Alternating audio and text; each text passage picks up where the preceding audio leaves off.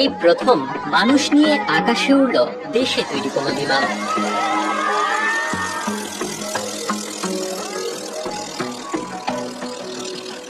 YouTube দেখে মাত্র 1.5 লাখ টাকা খরচে দেশীয় সব প্রযুক্তি দিয়ে বিমানটি তৈরি করেছেন অজপাড়া গায়ের কৃষকের ছেলে মানিকগঞ্জের জুলহাস মিয়া।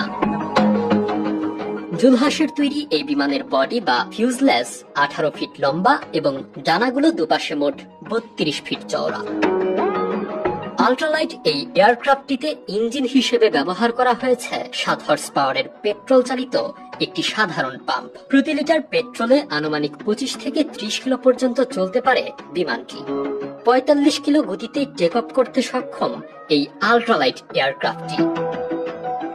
আকাশে সর্বোচ্চ 70 কিলোমিটার গতিতে বিমানটি উড়তে পারে বলে দাবি নির্মাতা যুবকের। এই প্লেনটিতে আমার একটি সামান্য 7 হর্স পাওয়ার একটি পানির পাম্পের ইঞ্জিন লাগানো হয়েছে। তো এটির দাম খুবই নগণ্য, আর আমার সামর্থ্য না থাকায় আমি এটিকেই কষ্ট করে জোগাড় করেছিলাম। তো এই প্লেনটি খরচ করতে আমার টোটাল 1.5 লাখ টাকা খরচ হয়েছে। আর এই প্লেনটি আমার আকাশে সর্বোচ্চ 70 কিলোমিটার গতিতে উঠতে পারে, আর এটি 45 কিলোমিটার গতিতে আকাশে উড়াল দেয়। বিমানটিতে থাকা মোট 3টি চাকার মধ্যে পেছনের 2টি চাকা হলো সাধারণ মালটানা ট্রলির চাকা, আর সামনের চাকাটি হলো পরিত্যক্ত সাইকেলের চাকা, যার সাথে যুক্ত করা হয়েছে একটি ডিস্ক ব্রেকও।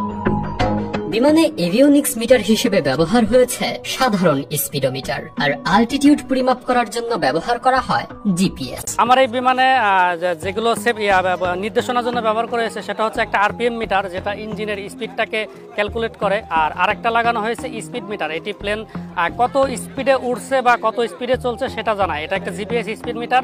এর একটা জিনিসও বিমানের না, সবই কোনো না কোনো অন্য কিছুর জিনিস, যেটাকে আমি মডিফাই করে এখানে ব্যবহার করেছি।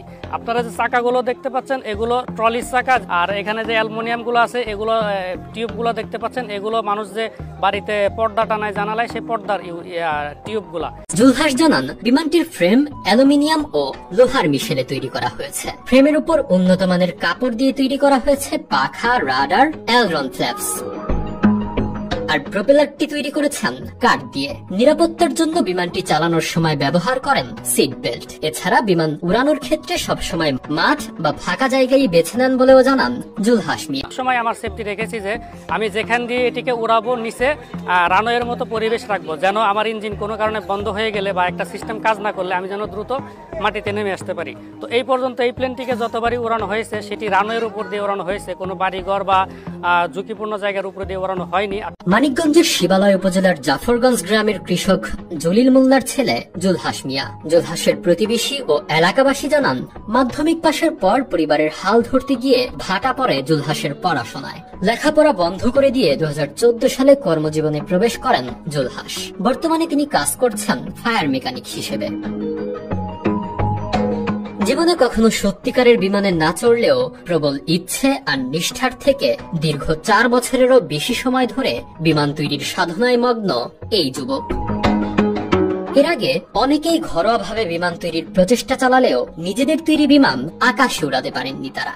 নিজের বিমানে চড়ে বিমানটি আকাশে উড়িয়ে দেশবাসীকে তাক লাগিয়ে দিলেন অজপাড়া গায়ের এই যুবক।